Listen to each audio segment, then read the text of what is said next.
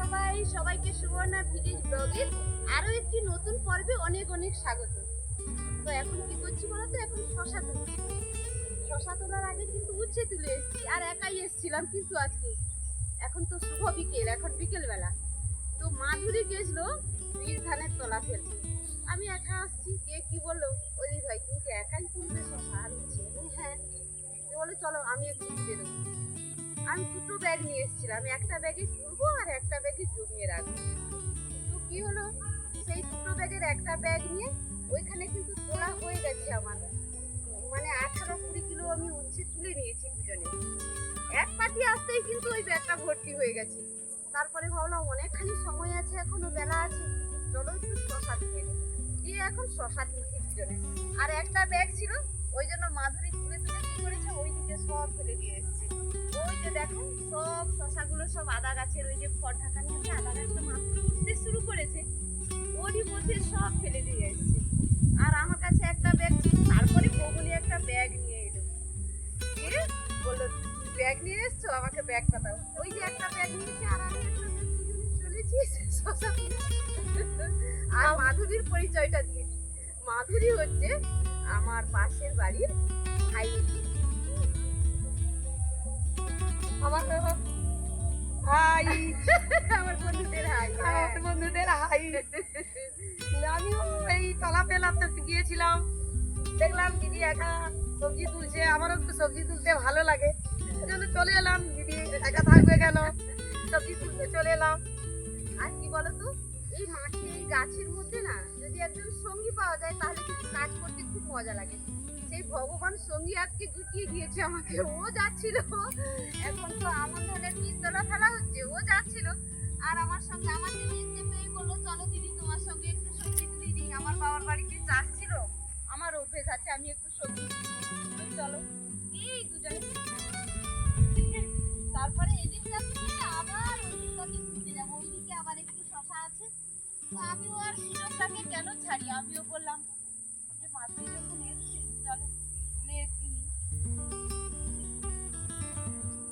সকালবেলা এসেছিলাম, সকালবেলা উঠে তুলে নিয়ে গেছি।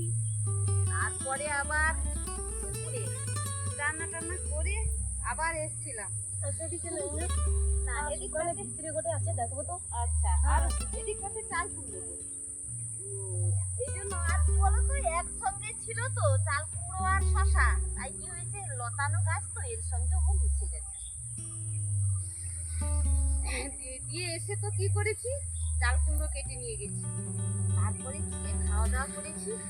খাওয়ার পরে আবার চলে এসেছি মাঠে। আসলে কয়েকদিন ধরে উচ্ছেটা তোলা হচ্ছে না, মানে এত হয়ে গেছে, বড় হয়ে যাচ্ছে, পেকে যাচ্ছে।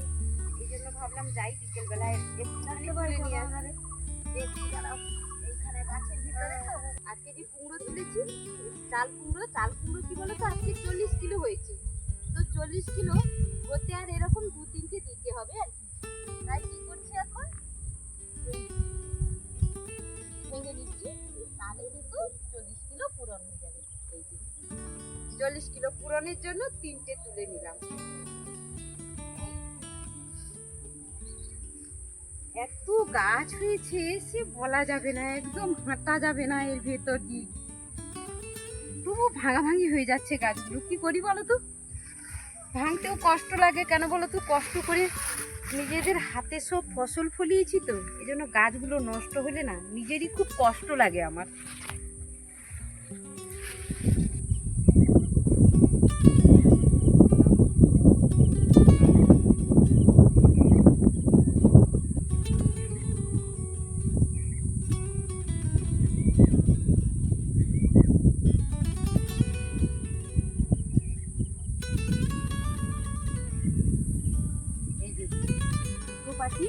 উচ্ছে তুলেছি, তাতে এত উচ্ছে বেরিয়েছে।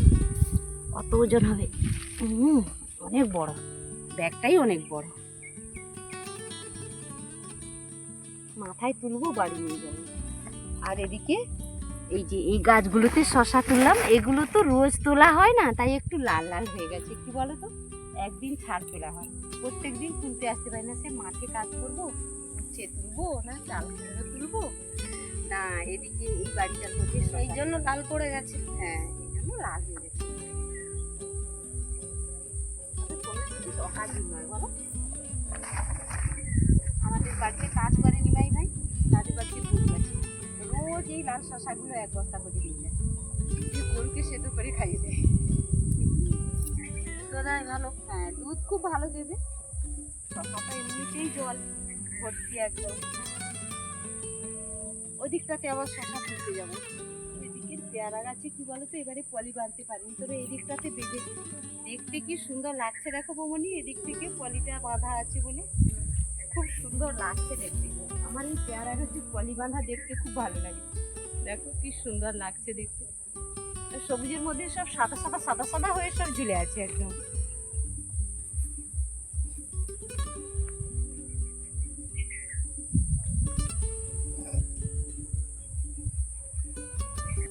ও একলা বসে থাকবো কেন?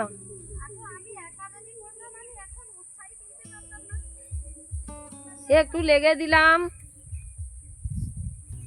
সাথে মিলি কারি কাজ, হারি জিতি নাহি লাজ। এটাই তো আনন্দ মানুষের। একদম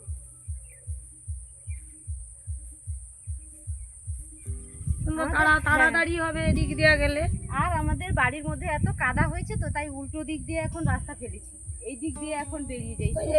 এটাও কুমড়ো দিচ্ছে মনে হচ্ছে না? হ্যাঁ, এটাতেও কুমড়ো আছে, উচ্ছে ওই আছে। দিকটা শশা দিচ্ছে। হ্যাঁ।